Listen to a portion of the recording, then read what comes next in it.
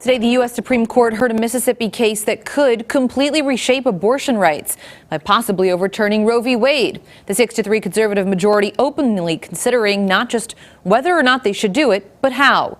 ABC's Alex Perche is in D.C. with the very latest. Legal experts have called it the most consequential abortion rights case in 30 years.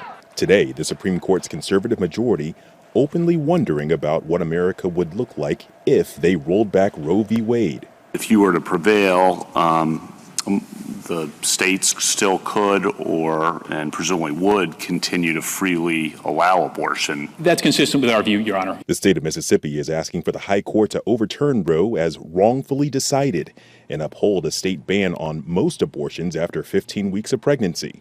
Lower courts found the ban unconstitutional. And the Supreme Court has never allowed state abortion bans before a fetus is viable outside the womb, around 24 weeks. Chief Justice John Roberts openly questioning that precedent today. So viability, it seems to me, doesn't have anything to do with choice. But if it really is an issue about choice, why is 15 weeks not enough time?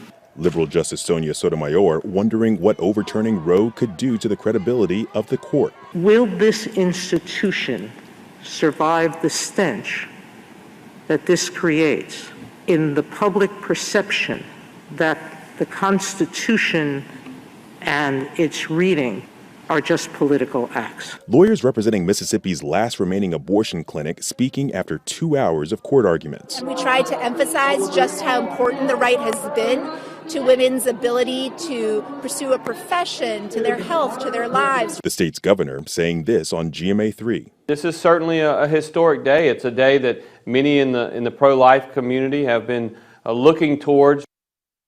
The impact of this case is massive. At least 25 states plan to either ban or severely restrict abortion rights if the high court overturns Roe. We're expecting a decision by the spring. Alex Perche, ABC News, the Supreme Court.